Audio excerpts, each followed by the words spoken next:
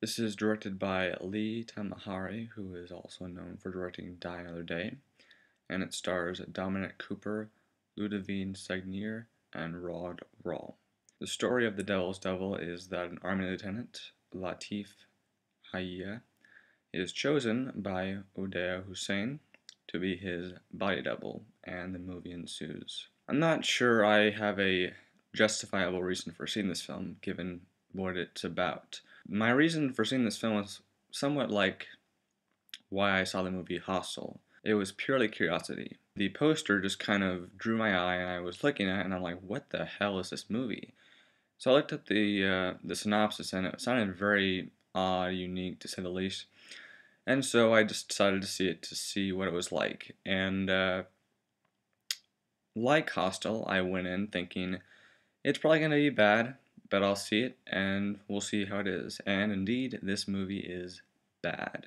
I will give the movie credit for a few things. Number one is Dominic Cooper, who played both Uday Hussein and Latif Hayya. Other than that, I would also give the film credit for the production design, art direction, and sets in general. They were very good. The movie is very confusing, and for someone like me who isn't really involved in politics and doesn't really follow up on what's going on over in Iraq, it's a very hard film to follow in terms of story and plot and what's going on with this person. The movie just follows the story of how the devil becomes Uday Hussein and how his transition affects him personally. It's a very hard film to watch, and this movie is rated R for pretty much everything. There are scenes in this film that are very graphic, very disturbing, and there's a lot of language and drug use. It's what you'd expect.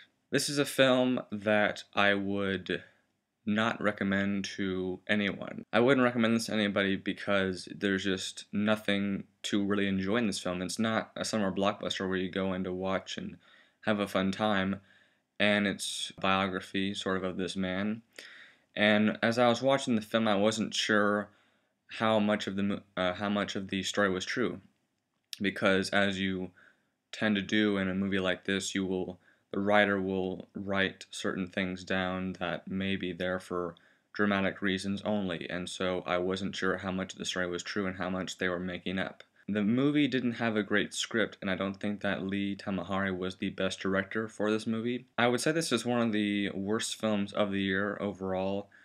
I didn't enjoy it. I saw it in the theater that I haven't been into in a long time, and the theater was not really full. There were, I think, about 22 of us in there, and they were all about 30s, 40s maybe, I don't know. That's not important. Anyways, fact of the matter is that I would not recommend this film at all. I am going to give this film 1.5 out of 5 stars and say avoid it. I probably should have avoided it, but curiosity, man, it's a killer.